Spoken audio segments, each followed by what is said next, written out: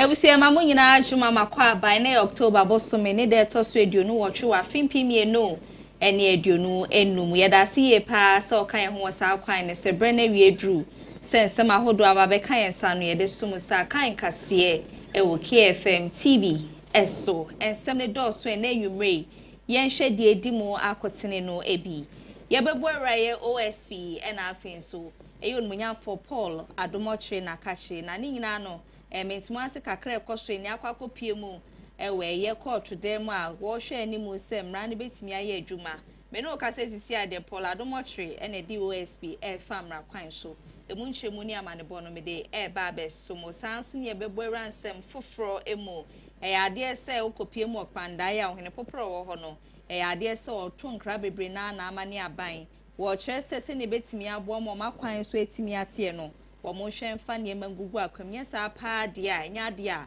wo mbeto aba enne china e wo sampotem ho yebebo ewra dwedie ensemu na se ne nyina enim si yesidi no enya mfinhia na aduosia no sembebre na etwa egu a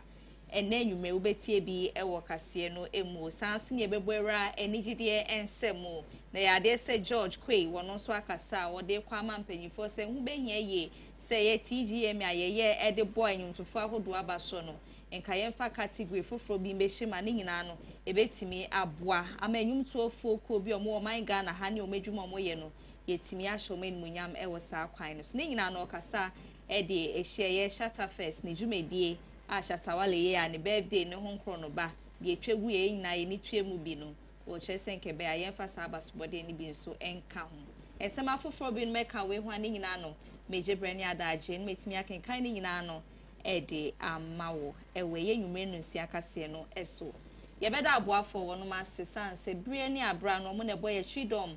ma yetimi besumu ye na ye sumo osompa talent microfinance ye bia ye osefa osika besie ho no mo hweso ye enfama ekoba se opesika ne bi nso abobra omo chese bra beji bi na bibia no enye kama entimi emfa emmawo besia ne ede ma onsi nketo bi da ho oji a obeda ohaw bia no eni echire no ne nhihye ne dwumedi a talent for edi abomode mo bia opesika abobre bia wo mo nkrabata no so de doso e wo man Ghana ha de ben wo no koho na sikasem no mo hihye ne ye entimi fama yemfe oni enko KFM Musical Center eno so ye bia ya ye ton instrument eti apa hodi um na papa udidu dada adwuma ha bia ni ho ebe che ye ede amomo chese bejibi chiso ni enyumtofo ahodo amo man Ghana ha ene obi ade nyumto di dada adwuma sorry ahodo mo meji instruments ni bi mfanye mo adwuma na bibia enye fine enfa man kramanse mo ade o mecha akwan ne yakra Zongo Lane wo asante mantem so ade no ye dum omo ne Samba Hotel no ena ebo enimhwe ye free ho ne enko dada ba take up eno so eye phones ene ho aka de phone bia wo hia bia no kona kache ho no beboa na wetimi ama bu pe bi di ache odofo bi u pe bi ayusu ana se mpo uton phones u pe bi etu akwakoton ani nyina no ukodada ba obeye okama ebo ne so de eda form boko ne cha kwan ne kaneshi udu kaneshia bisamrante no a omo ho no bia ye omugina pa itakwa station ne hyen no dada ba ebutu obo adwuma dendenden a enya asemketo akwan nwubekwe ena debia omo ebo ye tridom eme ede nsema hodo no ebrewo edi no eye Afia Fosuah Oduahoma Sresrebidi frame me Afia medame ho abasisi a meba pa ye hyensem na se edi ama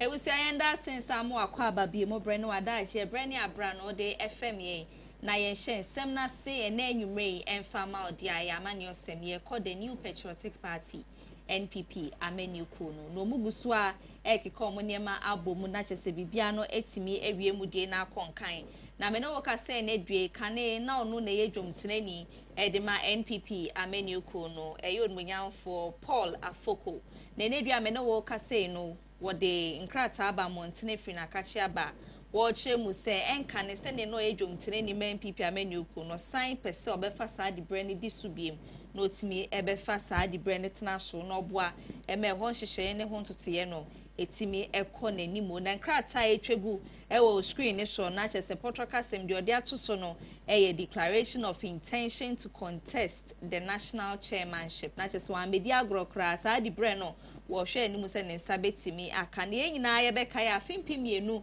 eni du no mu no na kyese MPP amenyoko ne twe ne sensen kakra ne nyina no na sa bre no enka ne mampani na na dodanko Akufo-Addo ena na wotu franka de MPP amenyoko ne bede adwa sepape ene nam echire aye ohintadua echira ne nsem oka ne de oye we echire nyina no na kyese nya ade ehye nmunyam sanse eyi obi esi wo se ono na eba behim franka e wo se wo support nyina no timidi ta echire ne so papa na anye ne sa enti se ne otietia party na mamra no enam so momotwe no esense wokoya awaba na due die wo kyese se ne nkofo bi ni na di nkomo na de bre ne so kra wakita mu pen ene afen so na dofo bi no mo kyese wo mbetena so nhwe man hyehye ni timi nkoye no ene nam so amode ato na koma pono so se ne due wo se ba be fa de bre ne di so abo adwuma dendenden pa aboa ama NPP amenyoko no etimi akonanim ye nyina so yenim se nchiwa hye ne mentimo ase kakra ekoso wa amenyoko no me ne nam so amene papa atwentuma esi ne koko a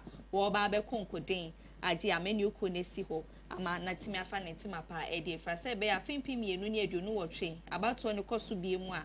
NPP amenyoko ne timi ehwedi nkonim wo saa kwan no eso nti Paul Afoko wono krata odi bae ne mu ama ne bo ene tofabo mu no ena mede asomo no yemfiri hwe ne yenkonsem foforo mu entimi emfa emma egusu ejina manio esemo na yon munyamfo ebusuapanyi Felix Kofi Monko wono so aba bekasa na odom eye the National Democratic Congress NDC amenyoko no na chese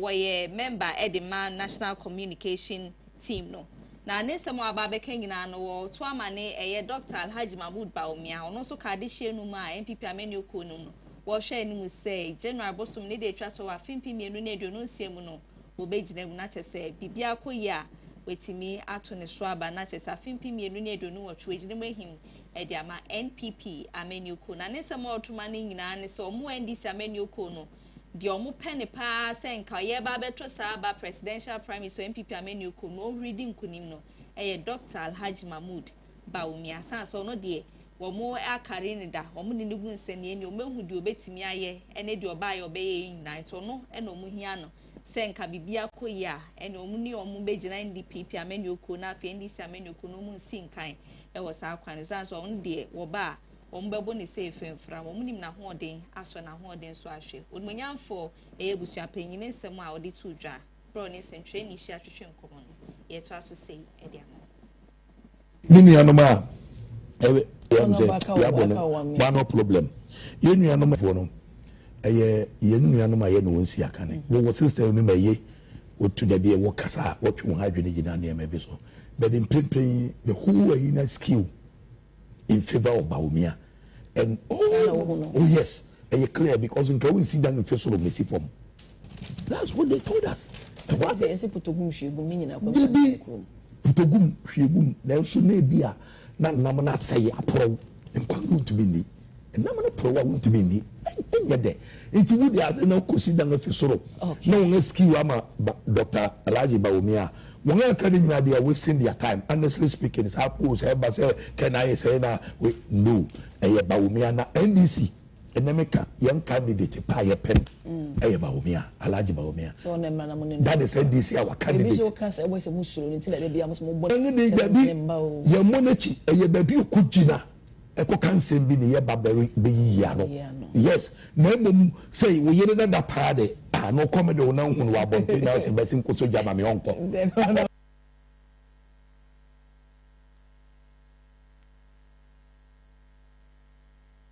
I was saying free sansem ni mweni en concern fofromo en fama ene enyumbre na yina enim sekane no na Chief Justice owo my Ghana ha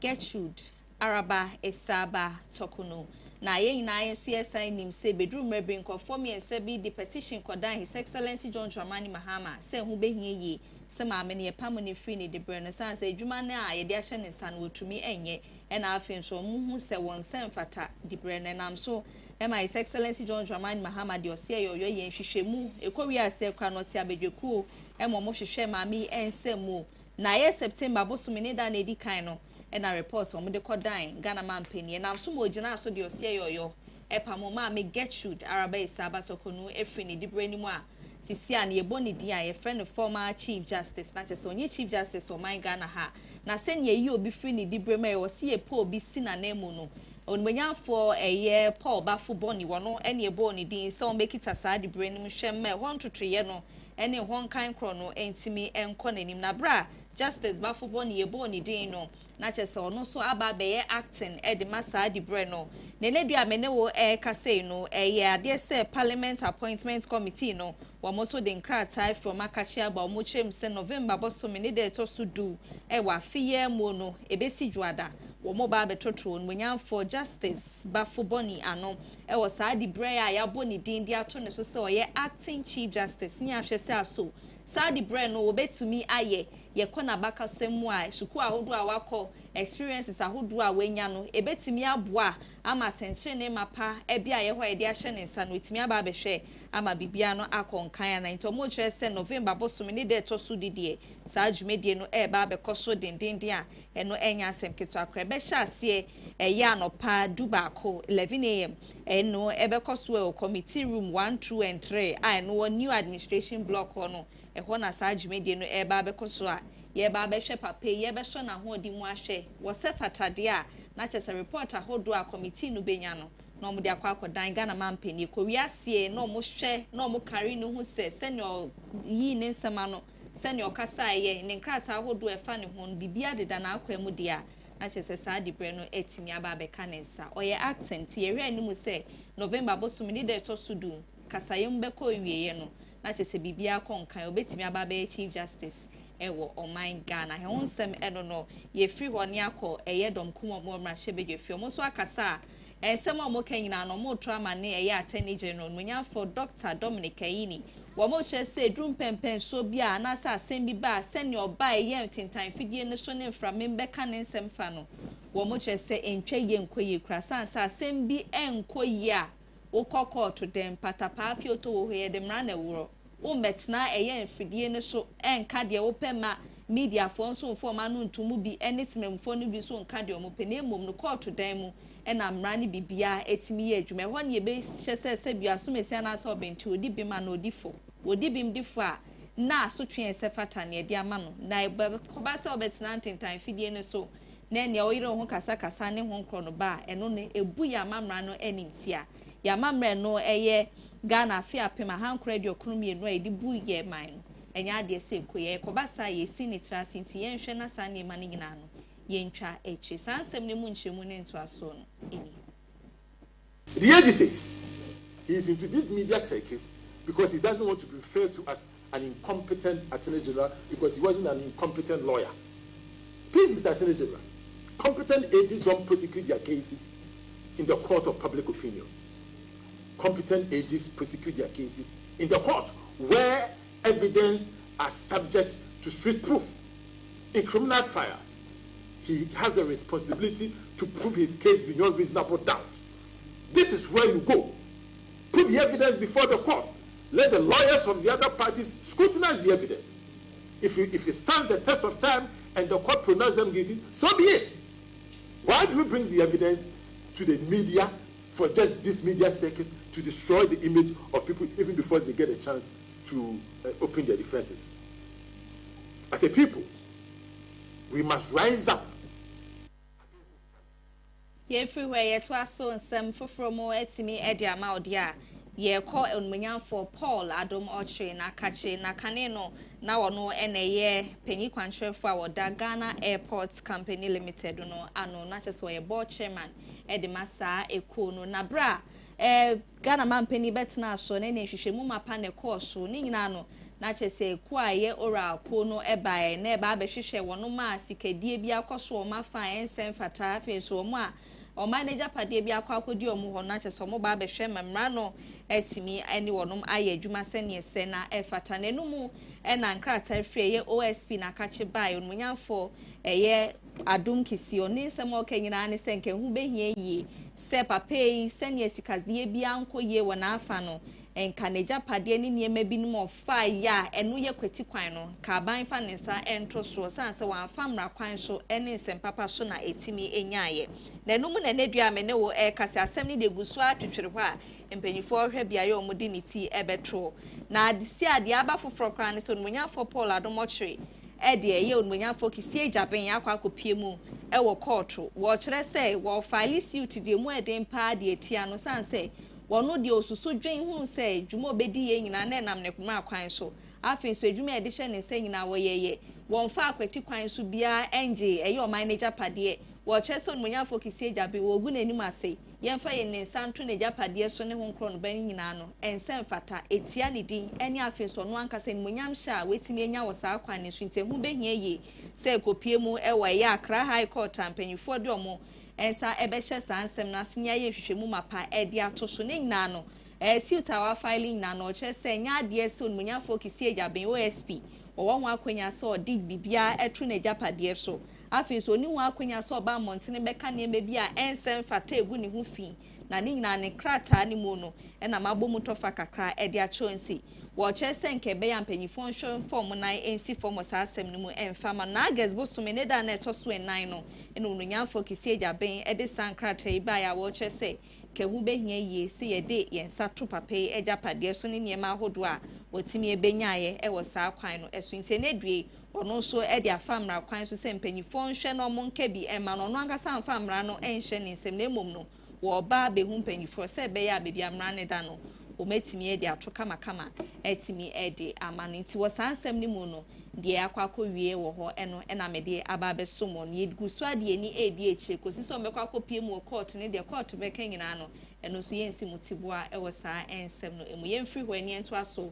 enko yensem foforo me na nwumre entimi enfama yekohwe de ekoso ewe humesua ensemu na ni nyina no panyi bi efre ne se Dixon Adomako kisi wono so aba be kasakane no ye anya so otu momomra hye bedwani na eye humesua ho nsem no so akasa wo che se sisi ano sene onmunyamfo hari na ijusu kasa chim se hu behia ye se kasa ye de kache mofra no titiri ni akan kasa no nka yenka ni enfa ncheche mofra no wo sukuu dem no wo che se woni ne ya adwen mum na mum no kosi se saade ne so be ye adwuma no na che se bia ya hodo so ya tete a ye kaka sa kasa ni nyina nso so no a eno eye Ghana Language Institute ni nyina no yemfa ho so adwuma no enka yakoma pono so sanse ye ho eyeyi ho afiri ho ne de ko sukuu dem nkwan dia enya de se betimi aboa utu aboa agyamu afo no na momone so utu ne fonti ye ha ye no ne ye ho so ye kobasa se ne ye hwe se umesua ho semendanda ne enko nanim nya kra behwe no ebetimi agina na namo so pepepe ni chemu ne nsem a wodi tu dwa no eni and do populist things. And I think that ministers of state should be guarded. They should be the last to put things out when it's not being properly thought through and without a roadmap. Right. I think we need to stop that. I think that I want to see the minister and his investment in the Institute of Languages in this country. I think that should be one of our first key things, to invest in languages at University of Legon or UCC or any of the other institutions that handle languages. I also think that if we want to improve Ga or Chi, maybe we can adopt the Makaranta way, where after school, on weekends, or weekdays after school, there's a session strictly for languages, and it'll be voluntary for parents who wish to engage their children in that curriculum of local language. I also think that the country as a whole, just as you'd go to Germany and see both German and English for, restrooms and all of that, maybe we can begin to conscientize ourselves and have those things, So when you're in Accra, certainly Gamashipon, so you do Gamanoni. So our restaurants will have restaurant and then Ga name for restaurant. That would also, make us proud of our local dialects. You know what the Obake? Yes. So I think that is one way to go.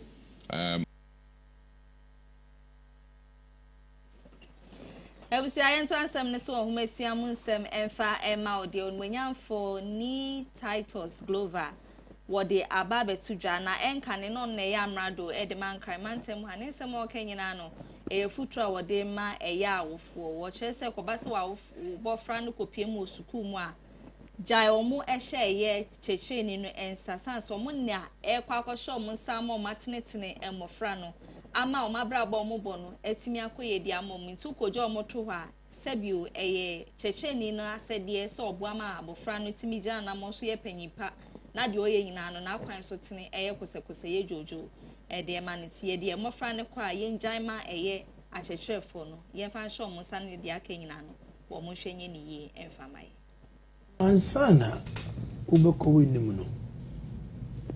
JHS for your BC. Yes. Also toddlers. And the kind of promiscuous statement. Yes. I don't know whether it's so. Oh, yeah. Yes. I mean, my goodness. Yes. Where are we heading to? Where is, I mean, what is the discipline? And if I'm a cousin, Kuala be no more Subamino. The Okofi schools are different. And the Asudia and Diana Yaso. Awufo ye betima ya family ye ma teacher for no to shape this children for us. The teacher for born in so mum so yes I mean na for no musho on you say sawe yes me for aso ye be sawe me for aso na the next awu teacher dina na na ye ba ye na me ni akura na why na wu akwa wo du sa fa me like I know you understand, so clearly eduma why o say here no correct education service almost supervision get saying maybe public school Jurassic primary school yes and it's the two and class 1 now your head mistress you said Mrs. Techimensa say mami ba my goodness Mrs. Techimensa ba discipline saprense ye bo age akawokai ye bo age ko school ye bo age ko school ye bo kwen ya ba de to na ye di church ne mo na de ade but discipline ye di fear ene ye de ko okay so we for one ye bibia munka awofo no e be responsibility pa na ye ne Mrs. Theodosia Jackson etwetwe nkomo na oye principal ma Jackson University College enka ne wona na head mistress ma Ken University Senior High School na ma me no okwa probo bebre eno a counselor also abata ni bi wo no mo a o se akwala ba ko oba school no na ne papa de wo snake ya ato ne niemam say bambo na ye humesi ansem ye so e na ye dan ni ye nto de to aso e de ama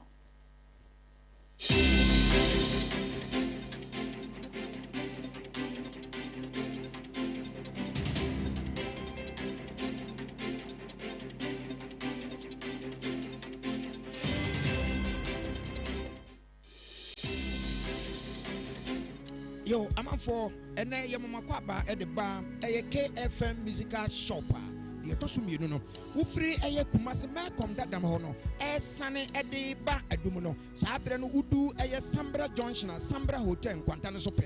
Now shop on any Sambra Hotel and the Dinshire anymore. Would the free Sambra Hotel, a wood sunny at the co, Nankane and Hagan hono, Annie, a hawk and a KFM musical shop. The Tosumi, no, yet be no fofro. Now the papa a timiche. deɛ wode yɛ asɔre deɛ wode goro agoro ahodoɔ dwumadeɛ bi a wodi a wobɛhia ɛyɛ mfidie mekyerɛ musical instrument bia no ɛyɛ KFM enti wɔ se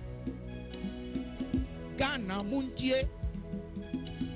Asanteman muntie ɛyɛ KFM musical shop ana sabre yabie no foforo mu no kyan ɛwɔ Prempeh the 2nd Street wofiri old Mekom down na wo sane ɛde kɔ adum no ane udu Sambra Hotel nkwanta no so na wadane onsani fa so oho ana KFM musical shop yi ɛwɔ yɛne Sambra Hotel ana ehwɛ animu yɛtwa wo abrebia gina mese se meye proud ana se meye dwa na free Kumasi adum KFM instrument store obi bisa sa se bo men fu de what to no woni sida what de niam papa e gina wanim na what to say yes what to no bibi aka wakoma ni nyina free KFM instrument store Kumasi adum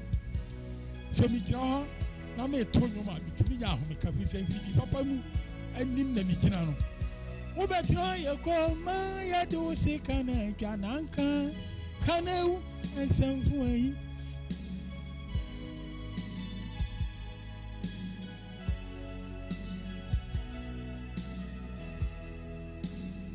apno a edanso edimu nesan efeye padia eye Afrotino Doors Company Limited wo Afrotino ye wo apno biebi na de akwadare monum no eye metal turkey security doors aye was single 1.5 and a double sizes yasan ewo metal and wooden finishing doors so pe apno a ewo locking system bi te say central locking triple hook and a double locker eye Afrotino Doors Company Limited and I make for a diamond. Yasan our Chinese security doors I was single 1.5 and a double sizes. And into trending Chuchumika Nafan Hobedom Afrotino Doors Company Limited near Wonoma Pa Edemao. So pe apno a efe a danso nesan edimo and as ope wooden doors I de Afromosia, Mansonia and a redwood ediano. A Afrotino Doors Company Limited in Kwa and Albania B ewo. Yasan ewo wooden interior doors are every turkey and a China ediaba ubenya ebi ewa Afrotino doors and until trending bra now ni Afrotino and beyejuma ne yadia yewo no mapa edimao. So pe pivot doors a free a year de eja ain't she and now pe PVC doors are a year cement doors ni nyano ubenya bi ewo Afrotino Doors Company Limited na de ye stronko ewo Afrotino ho ne se eye fiada enimim ne de biano ye was special promo edema ya tofo ina enunti bra na oni Afrotino Doors embeye ejma ubehu ye twa kwan ewo Basket Junction I ewo Spinters obetimi afreyen ewo ya homa true for iso 0244 371 348 ana 0274 722 448 and obetimi so afreyen ewo 0256 321 708 Afrotino Doors Company Limited. Yes, is strong, stylish, and secure. Afrotino Doors Company Limited, creating quality homes.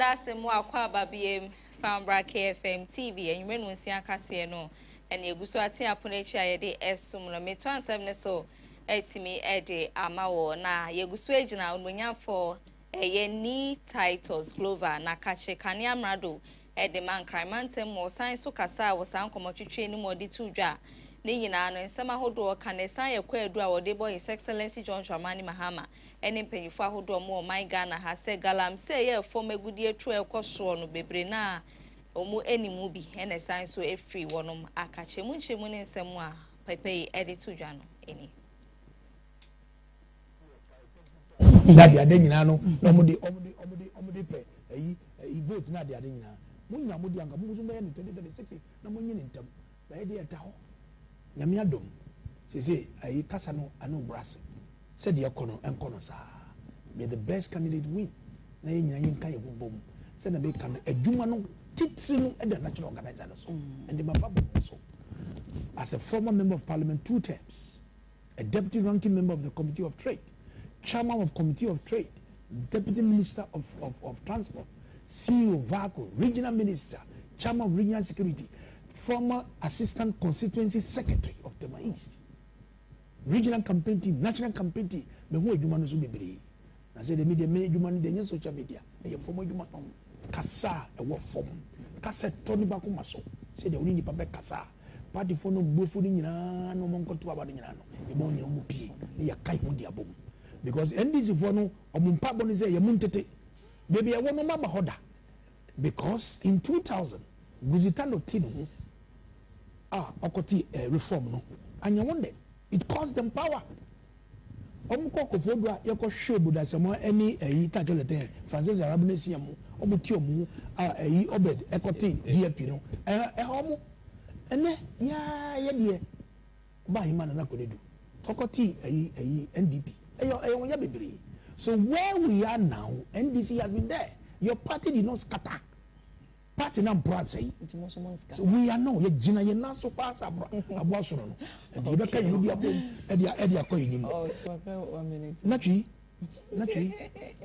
na ye be pon na mos for na baso. Because on na policy for na omudi tata galamse we did it. 5 months in President Kufado's term, in first term, we started fighting Galamsey. 5 months. Sabena yenu the politics. They went to the pit and told the people, no one will come will allow you to do the Galamsey. And there was some Mubra and Umbino Avinateni, a jinsam. But compensate me catch a Ufianisi. President Mama or Shami. So Shami or being cancer and they say, they know them. The president is briefed on every security every morning by the national security coordinator. They know them. So don't pretend and lie to us. That you are chasing other people. Because there are people in your party, there are people in your national leadership, people, MPs who are neck deep in Galamsey. President,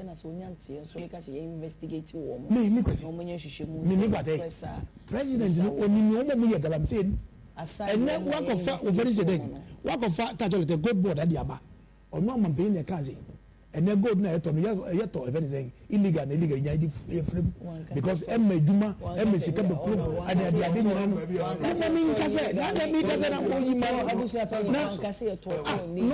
and the Galam say no, and also come and oh, you know, you say not saying, oh, and so we say,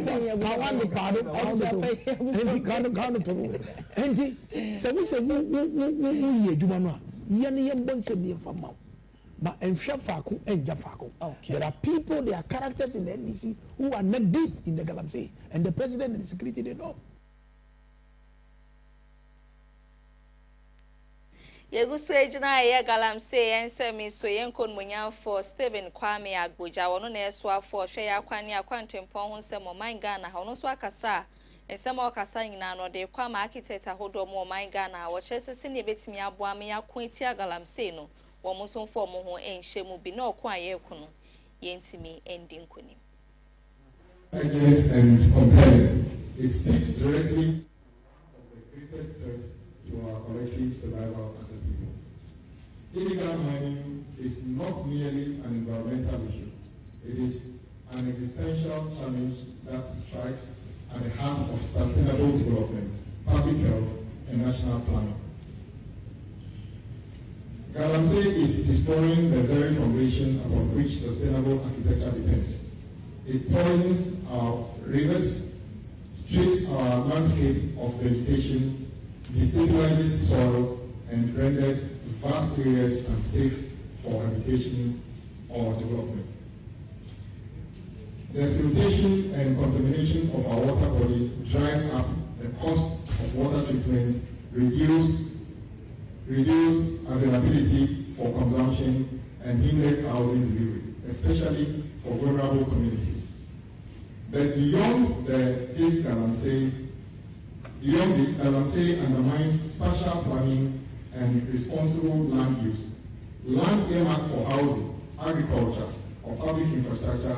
are being ravaged, leaving behind scarred terrain that endangers lives and drain our national resource. Fellow architects, this is where your profession becomes a powerful force for change. Architects are not just designers of buildings or spaces.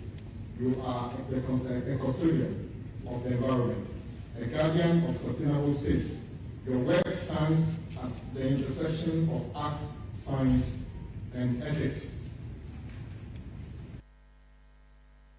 Ohine popra ono work pandai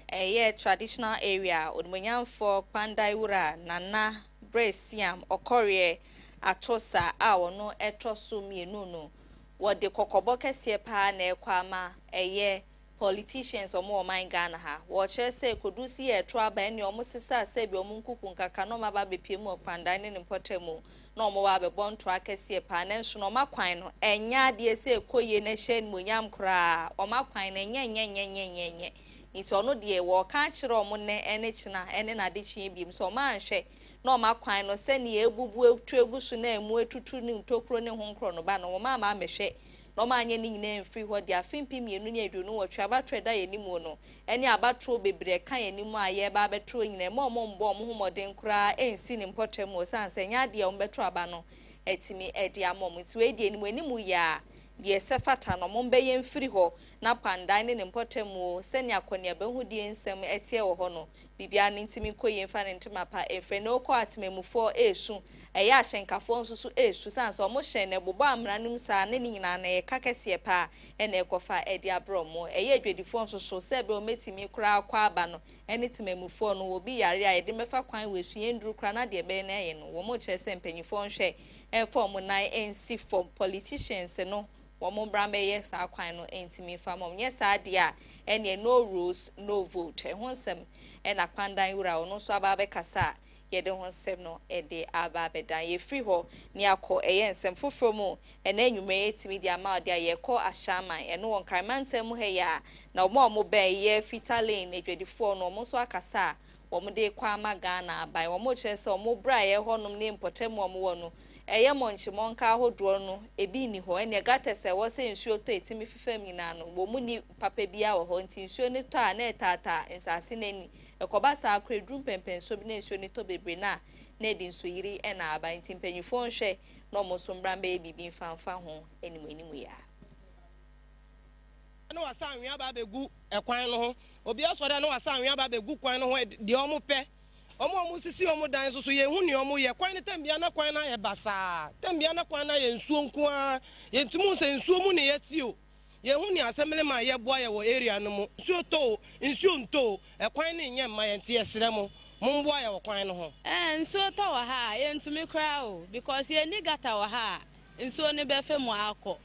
enti nsuo to a omo kita nkwala wa se omo ntwem wa ha omo ntwem kra enye easy nkwala ni school nkwala ni binim kra de omo ho etietie mu de twem ko because ye need drainage system bia wa ha ebe bo nsuo na ebe ma na akọ nti eno na ha ye wa ha sei nsuo to within 20 minutes untimi ngina hanom hanom nyina be flaude ebe fa ko akiro nyina yaka ye hausa mpenifo no mo mwae ashma yaka omeba betwem ha saa ukọ esoro no ma bon se nsuo no nyina wa ha nyina enye ezemaye customers emma biom nsuo nya tope customers nsuo ato ana ese omma na yensu ye hu kire enti yesere ashmafo eni aban se omo be yi gatesma ye kwan no so nye yesere omo right now because of the water we cannot work properly. If the water from the up or they come here, so we know the field work. So we want ASHMA and the government to come to our aid, to come and help us for our roads and make gutter for us, so that when the rain falls, the water will pass, then we'll be able to work. haye de bia no tie ku ya ka say de sika botoma ya so still a senate ni ya sanete iti ya boa yesra ba omra na de obeboa na yesa enu ti bebre na appetis for bebre na mo afria se sia ni baby omonam ya bo be from 5 going to be go so make say ya de bo bi na de bo iti ya slow ma on be hwe maye nso to a obia bakofie wontumi your business beyond because o cost want me ba wo ho on baka say dabe yantumi mfa kwan bia amba wo ho nti am problems pa nti yesra say aban say won ba boa ya here boa pa e wo fitala ha yeah we pay tax every year they come to us to pay tax so we pay all the taxes that are required for us to pay we pay and here sometimes we use our money to buy gravel to come and fill the roads so that we can get access to our shops. Other than that, we lost customers. Somebody look at the road and see that, no, the way it rains, I can't come to your shop. So he has to return. So you'll be there shouting that you are not getting customers, we are not getting customers. It's not because of anything, because of the route. Route is not good for us. There's no drainage system where the cars, the water, when it rains, the water can pass through. If when it rains, then you have to go home. That means that is the whole day you will not sell. No customer will come to you. Enti no na shama ifo no modi o makosema to mpanifo ni so mo hwenye bibi emfanfa sansa brabon a obobo o sampote mo ne nkoyi kura o makwanye gata sensuo to a befam susu no enkoyi nti we dia distrede no mode kwa mpanifo so mo hwembra sarban mo be bibi enfa ho ye free ho na yato aso na enedue eyetema development corporation TDC mpanifo tisi montremu e wo sabia ye ho ni nyina no wonu mo modedi o mo kanyina no so to ahodo ne ho nkro no ba nyina ne o mo di nkredo ne niema kese na akwa akotutum na ne wentua osika pa se obebi o so to akwa akotena no aton ade debi enya de so betimi ama ho kwan krade course any dey see no yeto aso sei e de ama. The call is a very legitimate one, and it is in the right. Companies in Bebre no amudi yeka. Amudi yeka pa ekanu u kobuba obebonu a pim. Edoso nti ye jiji yesika. Yantumi anjiji sika we amfa nka ho a yantumi enye mpuntujuma ewo ekronom a osi ye. As TDC no yesu ye wo obligation ana ye wo ye duty ni se yenye ye juma. Nti ane ye frame se mo beboa ye na yenkoji eto na ewo ho no yakobebre yaji bebre so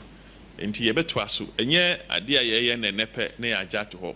ye beto aso akopim se afi we a ye wo mu ebe ni wie nti mo ma ye be frame mo so mo mboa ye na mo ma yi adwuma na ye na no enkochire na obi anti se ye ni abre enye agro ne ye de mo amudi echi amukọ ya muhu de ekoso ase obi no pese amudi ye di agro ye keka ye hu kakra no omudi meka betwatwa ana bebre susu beba nti juma ne ye di ato yanim si ye beye ye nua no obisa se na ade ne yatena se ya ma 10 years ayanjeji sika no yes u ba bebi a ye di adwuma hye wonsa de asai eni dia ense nyina no ye di hye wonsa o se wo ye ne yie ye pengifo ne ka ma sem se wufuo so a wodo ne nyina nti yegusu a yedo a yebedo akọwie susu asori bebre wo ho amudika yebekọ ho ye wo strategy a yebekọ ho Sundays na me kan ye se mi ama sorry me check so omuso muntua ya mekọ ho me akọgye sika no na sorry bebre wo tema wa sorry more than 1000 yebekọ ho nyina so the ground rent in kwade you have to pay also tell ground rent mosque susu sa u the car ground rent a wetua companies kese ayi numu ho mu vaco numu to numu this big company na yen ye wojuma ye se na ECG susu wojuma oye se na Ghana Water wojuma oye se na obia wona juma oye no yesu ye di tema sase na hye yensa ti yen hwe suma aban ene ye nti yen tumi nti na se yen hwe han a nkrofo bebredi ye ka yen tumi ko jisika no na yesu ye eka yen hesika di be yen pontu juma na chese den ne ye yen ye juma yie nti mpanyifo no omudi yatura no omudi yetu ase enye den enti yakeka yen hu kakra and yes send message where ma obi ase enye daba kopɛ ade ne ye ye betu aso saa kopi se afi no be wie. Enti no no na shama ifo no modi o makosema to mpanifo ni so mo hwenye bibi emfanfa sansa brabon a obobo o sampote mo ne nkoyi kura o makwanye gata sensuo to a befam susu no enkoyi nti we dia distrede no mode kwa mpanifo so mo hwenye Semi swear na yen dying ye ba ye twaso e we dwedi ensem.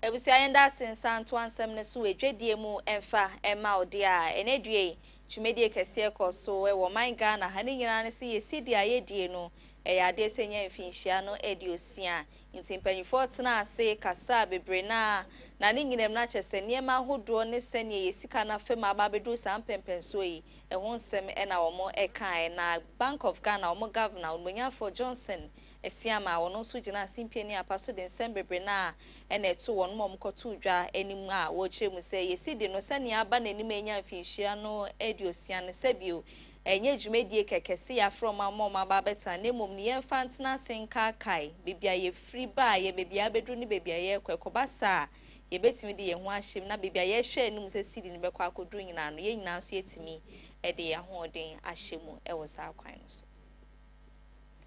Now, let me be clear. This is not a policy event, not just another policy event. It is a moment for Ghana to pause and reflect, not just on what we have built so far, but on what we must now protect and advance. This anniversary belongs to all of us, because when we celebrate the city, we celebrate our journey toward economic self-reliance and national confidence. Excellencies, 60 years ago, specifically in July 1965, Ghana made a powerful declaration. We said farewell to the Ghanaian pound,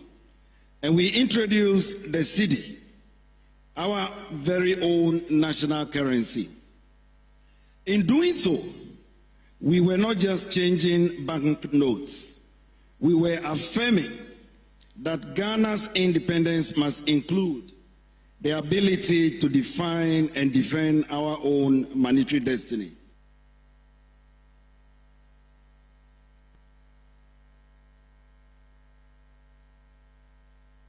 Ewasa jumedie na se ye Dr. Keso atofo sena ono ye fotosanfo de me yesika sem ne ho hyehye ono so kasa ya wode tudwa wo chem se sidi no de ya nkase edie mu Ghana fo sika nti ye jai se dru ba bia ne ye ton ne ma ye de ko ye US dollars msanten no enye ye de na ye de pa ne de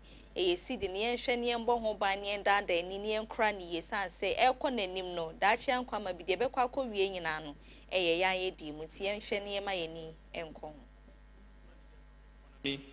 have remained steadfast in our duty to ensure a strong cedi and a very stable currency. Our commitment to fiscal discipline has contributed to the strengthening of the Ghana cedi. I want to use this opportunity to commit that the government of Ghana remain committed, and we shall stay the course to ensure that the Ghana cedi remains stable and gains, as we have seen, are being maintained.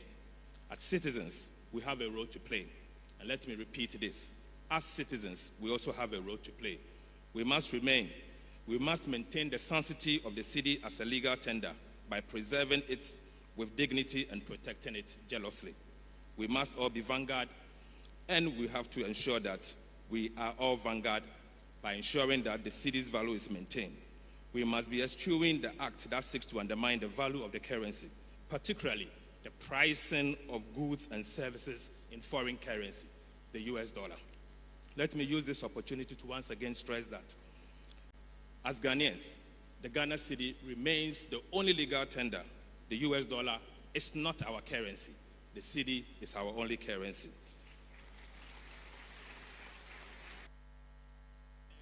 ye jina so ne de adwadi ensem na ba ewie ye na ya dan ne ba ye boyra ye ne jidi ensem ne de nyina no abewie.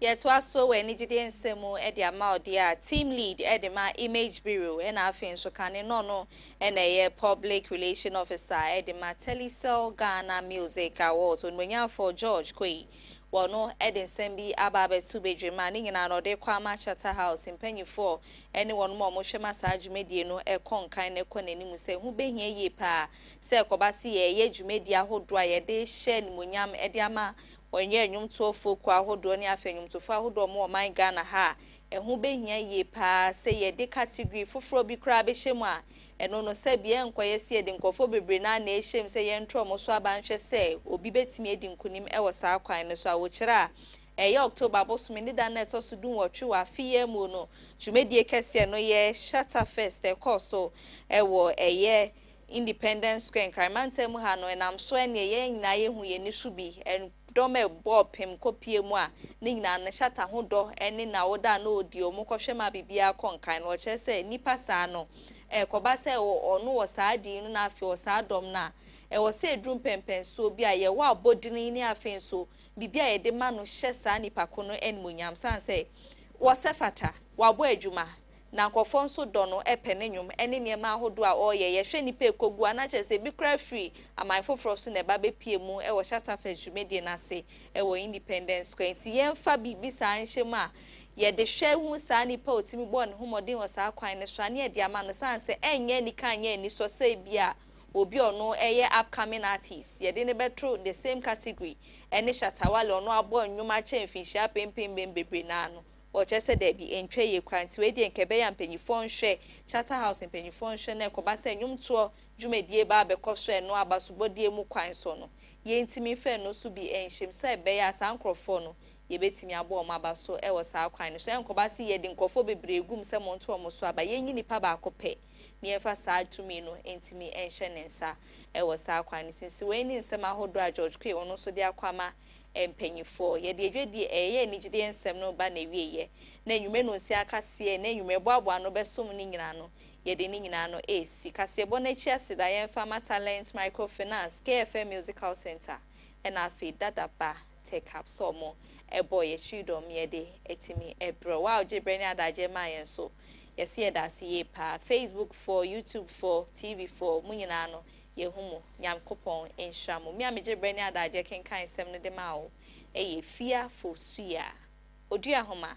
Sresrebidi from me Fia Macro.